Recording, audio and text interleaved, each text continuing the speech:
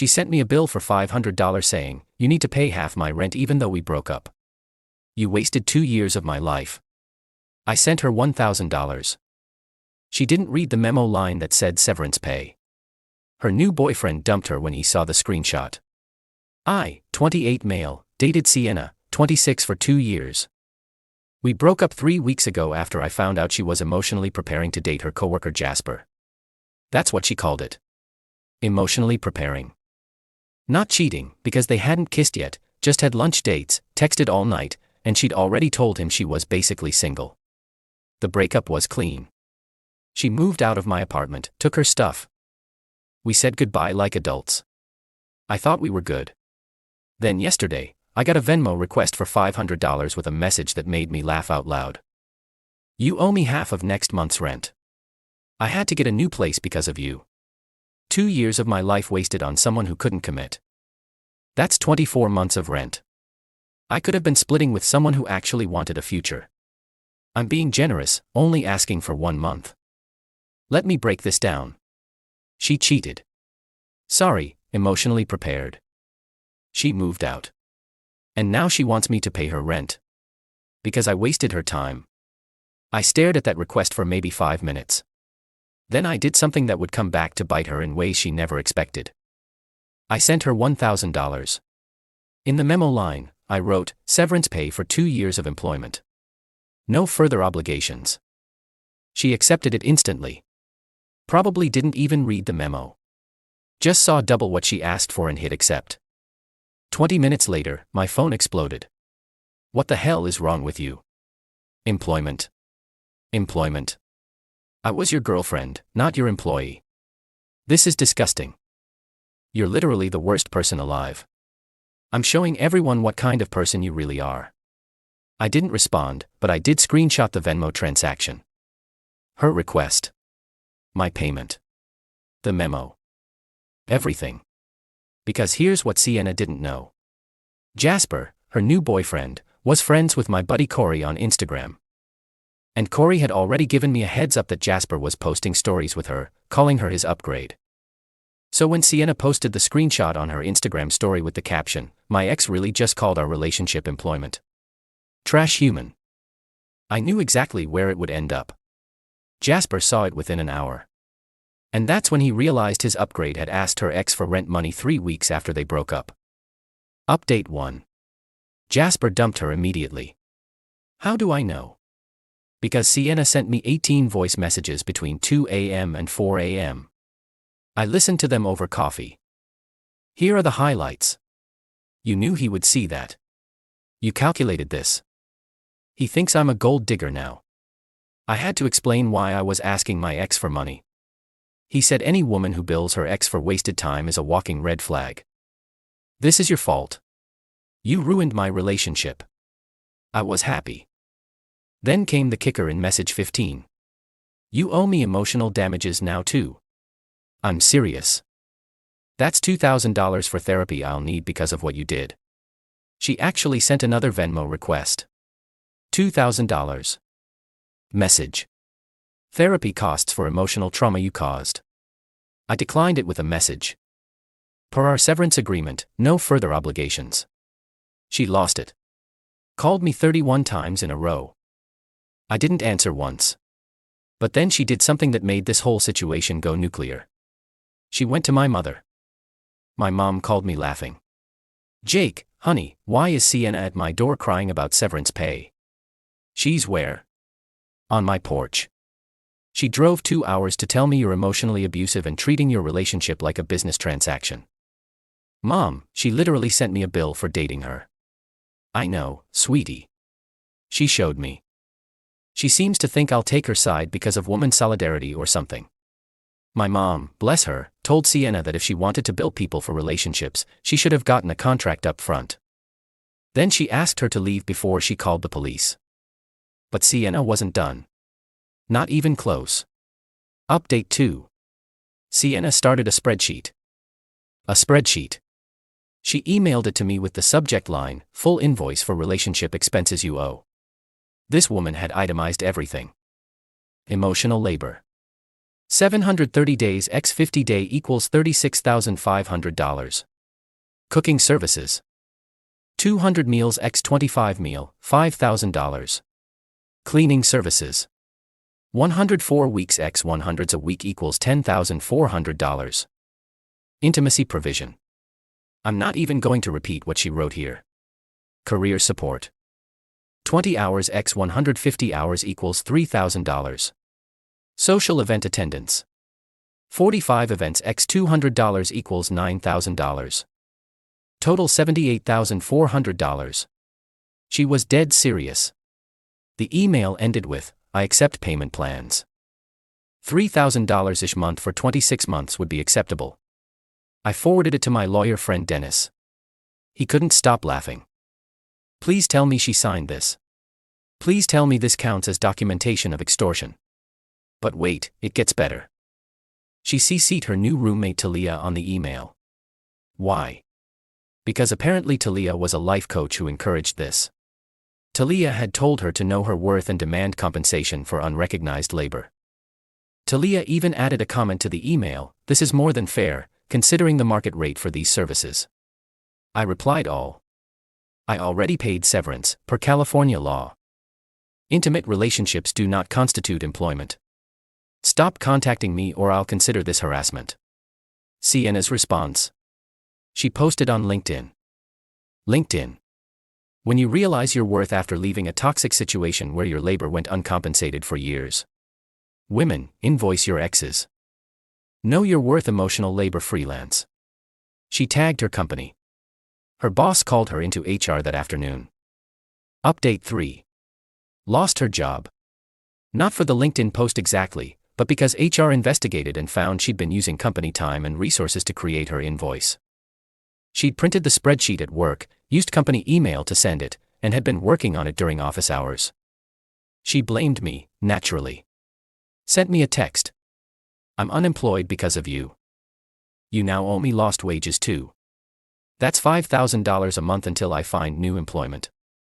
I didn't respond, but I did forward that text to Dennis, who is now officially my lawyer because Sienna had sent a formal demand letter through some sketchy online legal service. The legal letter demanded $78,400 plus additional damages totaling $100,000. Dennis responded with a cease and desist, plus a counterclaim for harassment. He also pointed out that her invoice included charges for illegal services in our state. But here's where Sienna really messed up. She started contacting my coworkers on LinkedIn, telling them I was a financial abuser who refused to pay for services rendered. My coworker Heather was the first to forward me the message. "Hey, is your ex okay? She just sent me a really weird message about you owing her money for cooking." Then Trevor. "Bro, Sienna just tried to connect with me to discuss your financial obligations to her. What is happening?" Then my boss. "Jake, we need to discuss this woman contacting our employees about your personal matters." I had to show my boss everything. The original rent request. The spreadsheet. The legal threats. He was stunned. "She invoiced you for dating her?" "Yes. And she's now harassing our staff. Apparently. We're blocking her from all company channels. If she shows up here, we're calling security." Guess what? She showed up. Security had to escort her out after she tried to leave printed invoices at reception for me. She made a scene, screaming about how I was hiding behind corporate power structures and perpetuating financial abuse. Someone filmed it. It ended up on the local Reddit with the title "Woman Tries to Serve Invoice to Ex-Boyfriend at His Job." Claims dating her was billable hours. The comments were brutal. Imagine billing someone for a relationship you chose to be in. She really said, "I'm not a gold digger, I'm a service provider. This is why we need relationship prenups. $50 a day for emotional labor. In this economy." Update 4. Sienna's family got involved. Her dad called me. Richard was always a reasonable guy, so I answered. "Jake, what the hell is happening? Sienna says you owe her $100,000. Richard, she sent me a bill for dating her. I paid her off as a joke. She escalated it to this. She showed me a spreadsheet. Did she show you the part where she charged me for intimacy?" Long pause. She, what? Check page 3, line item 47. I heard papers rustling. Then, Jesus Christ, Sienna, get in here. I heard muffled yelling. Then Richard came back. Jake, I'm sorry. I don't know what this is. We'll handle it. But Sienna's mom, Yvonne, had different ideas. She called an hour later. You traumatized my daughter. A real man would pay. Pay for what, Yvonne? For wasting her prime years. She was 24, 26. Those aren't even her prime years. She could have been married by now. To who? The guy she emotionally cheated with, who dumped her when he found out she bills her exes. She hung up. But then the family group dynamics got interesting. Sienna's brother Miles reached out. Dude, I'm sorry about my sister. She's always been like this. Remember when she invoiced our cousin for babysitting at a family reunion? Yeah, this tracks. She invoiced family. She invoiced our grandmother for elderly care after driving her to one doctor's appointment. Wow. Yeah, BW, she's now telling everyone you're abusive. Might want to watch out. He was right. Sienna had started a full campaign. She created a TikTok about financial abuse in relationships where she claimed I had extracted free labor from her for 2 years and then humiliated her when she asked for compensation. It got 50K views before TikTok took it down for harassment and bullying after I reported it with evidence. She made another one. That got removed too. She made a third from a different account. Also removed. Each time she got more unhinged, claiming there was a conspiracy to silence victims of financial abuse. Then Jasper, her ex-new boyfriend, did something unexpected. He commented publicly on one of her posts. You literally asked me to pay for your groceries on our first date because your ex owed you back pay. The comment went viral before she could delete it. It's been a month since this started. Here's where everyone ended up.